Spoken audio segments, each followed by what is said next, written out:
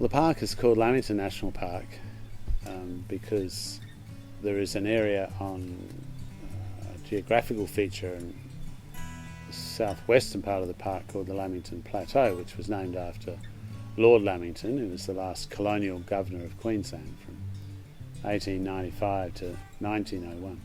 So basically the park's named after him.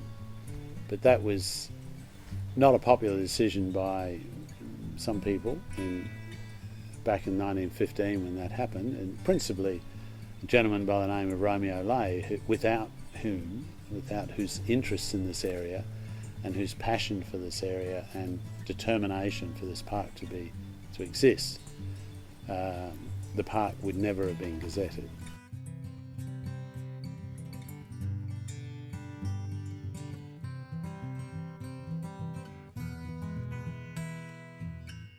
I think the biggest change in the forest has been the weather, in that when I first came here in the 1980s, we used to get very wet summers and dry winters, and every February you could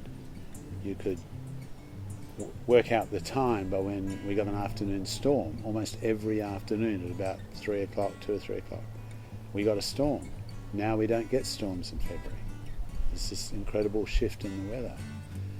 But I guess one of the indicators that there's change is what's happening with birds.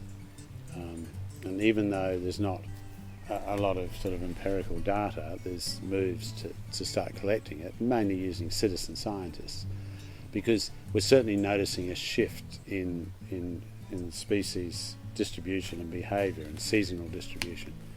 So birds that used to always travel down to the lowlands, like noisy pitters, for example, a lot of them are now staying up here in the highlands for the winter, where typically they would go down to the low country.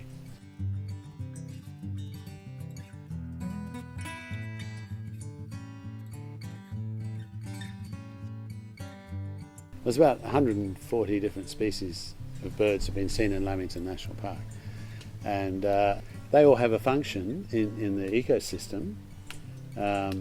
So the pigeons eat fruit and therefore are dispersing the seeds of the fruits.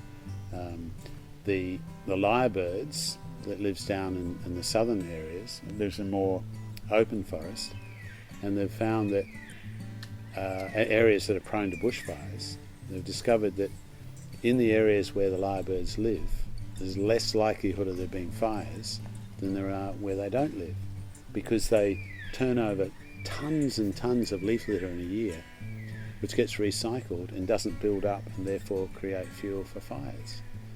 So birds are useful as well as being beautiful, but in terms of do they have an ecosystem function? Well, yes, because they all eat something. They're eating insects or fruit or whatever they're eating. That's all helping the ecosystem to survive, to evolve, to be there for us to enjoy.